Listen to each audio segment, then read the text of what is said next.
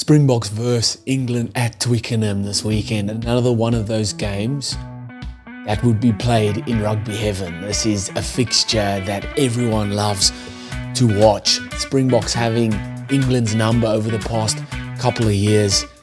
Which way can we see Rassie go with selections? Does he pick his A team? Does he change it up once again? Does he go for a 7-1 split? Does he put all forwards on the bench? Who knows? I'm going to predict the Springbok side to take on England this weekend. Let me know in the comments what you guys think. What changes would you make? Who would you start? Who wouldn't you? Who would you bring on?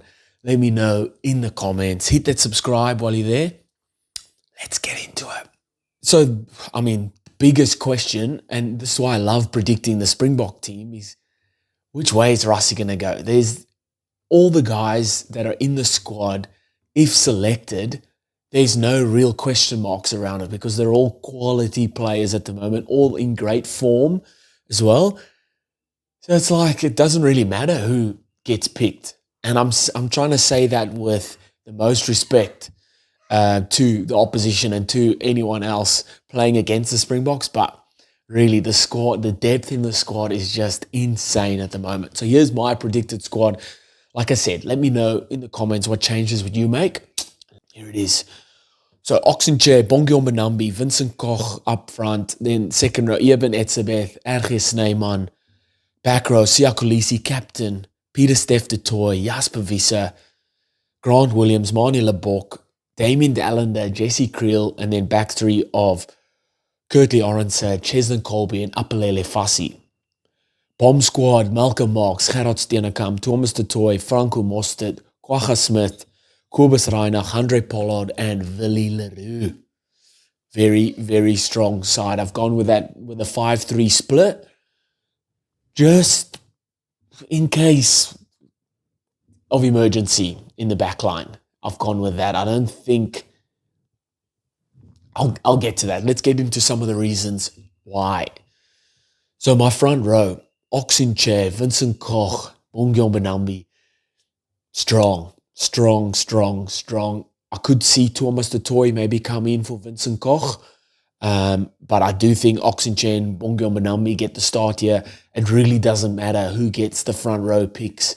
All really good, all very strong.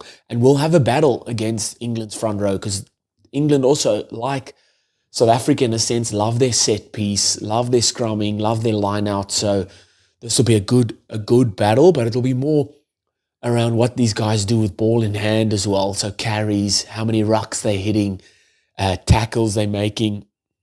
And this three gets through a ton of work like that. And Bongi will be very important, super important to hit his lineouts as well. My locks have gone with Eben Etzebeth and RG Snyman. So last week, it was Etzebeth and Mostert. So Mostert obviously started the game to get those couple of minutes in, and then he came off. I think he only played a half. And then RG Snyman came on. I want to see Eben and RG Snyman from the start.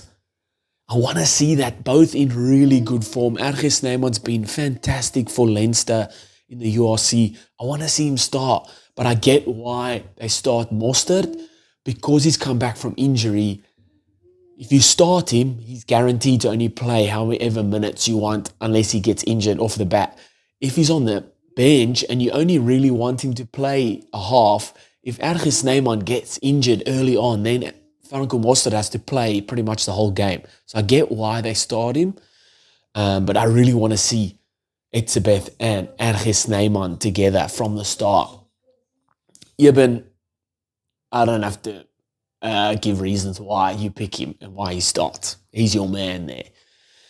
Back row, Siya Kolisi, captain, Peter Steph de Toy and Jasper Visser.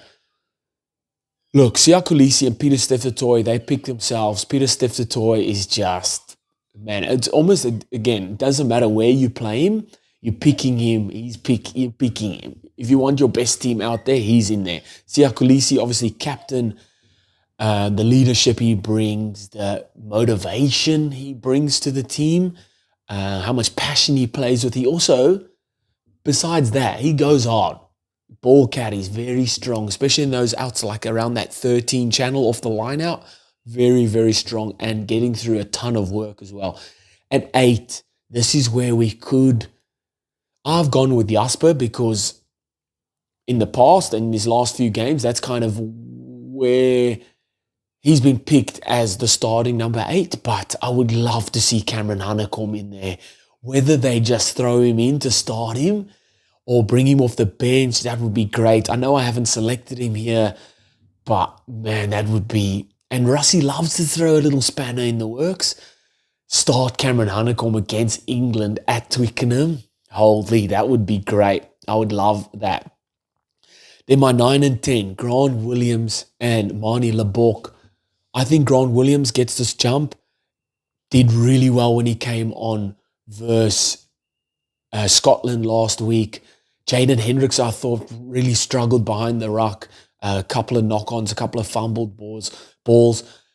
Not all his fault. Sometimes the ruck wasn't secured nicely, but still, man, if you got your hands on the ball there, the first job is to get it out of the ruck and then pass. I think he's trying to pass before even getting the ball. And I think Grant Williams gets his start there. Manie LIBBOK,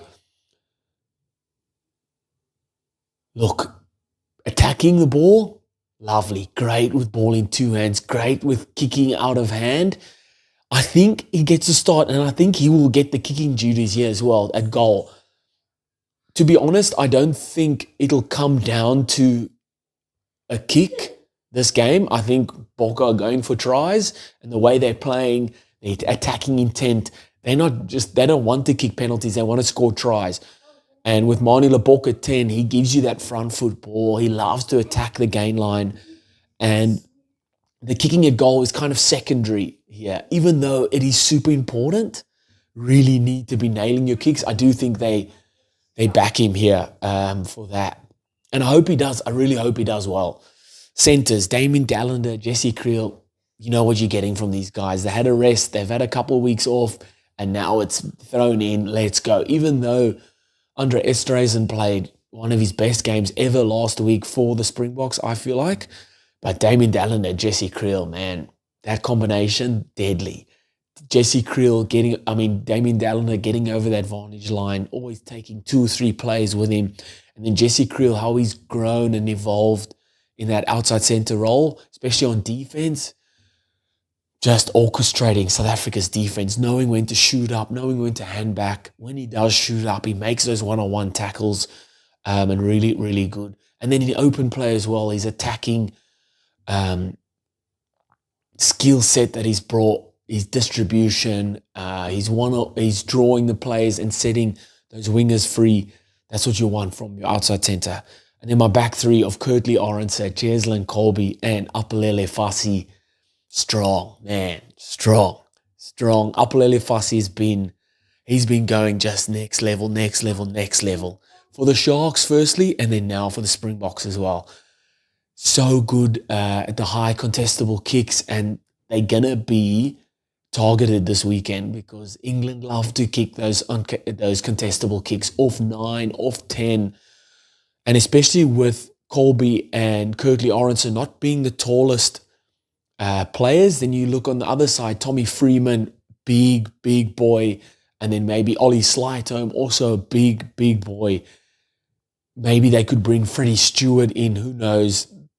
These guys are really good in the air. You'll need someone like Apelele Fassi to help out there, get up and win those contestable kicks.